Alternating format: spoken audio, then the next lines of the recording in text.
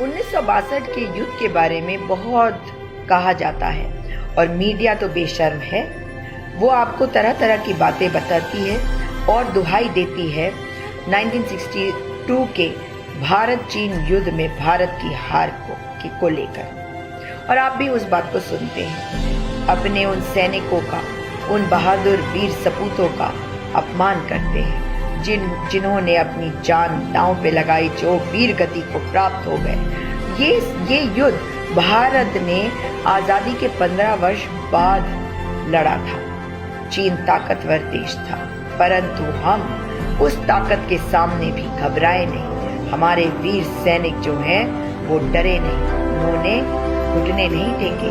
हार भले ही वो गए हों, पर हारे नहीं थे।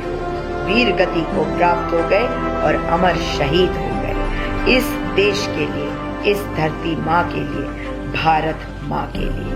परंतु इसी में आपको बताना चाहती हूँ मेजर शैतान सिंह के बारे में, जिनके नेतृत्व में कुमाऊं दस्ते की अहीर टुकड़ी ने 123 सैनिकों में से मेजर शैतान सिंह और उनके समेत 109 सैनिकों ने अपनी जान दे दी इस धरती के, अमर हो गए। मगर इसके पहले उन्होंने क्या किया? रेजांगला, जिस क्षेत्र को चीनियों ने अपने कब्जे में कर लिया था, उस रेजांगला को उन्होंने आजाद करा दिया और 1700 से भी अधिक सैनिक चीन के मार डाले, मौत के घाट उतार डाला।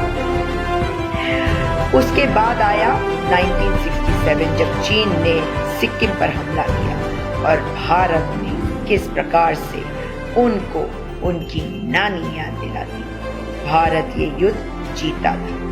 उसके बाद 1967 में ये जब हुआ तो 340 सैनिक चीनियों के मारे गए और हमारे 88 सैनिक वीर गति को प्राप्त हुए। परंतु इसके बाद 1975 में इंदिरा गांधी जी के सक्षम नेतृत्व में चीन की नाक के नीचे से क्या किया भारत ने? इंदिरा गांधी जी के नेतृत्व में सिक्किम को भारत का हिस्सा बना लिया और सिक्किम 22वां राज्य बन गया भारत का। यहीं पर नहीं रुके हम, इसके बाद आया 1987। कौन था भारत का प्रधानमंत्री? जी हाँ, राजीव गांधी जी। चीनियों की हर बात को, हर एतराज को दरकिनार कर हमारे प्रधानमंत्री जी राजीव गांधी जी, उन्होंने अरुणाचल प्रदेश को पूर्ण राज्य का दर्जा दे दिया। ये किया। इसलिए आपको जब मैं बार बार ये कह रही हूँ कि आप लोग भी किस प्रकार से 1962 की बात जो न्यूज वाले आपको सुनाते हैं, केवल उसको सुनकर एक धारणा बना लेते हैं, ये गलत है। आपको अपनी आवाज अपने सैनिकों के लिए बुलंद करनी चाहिए।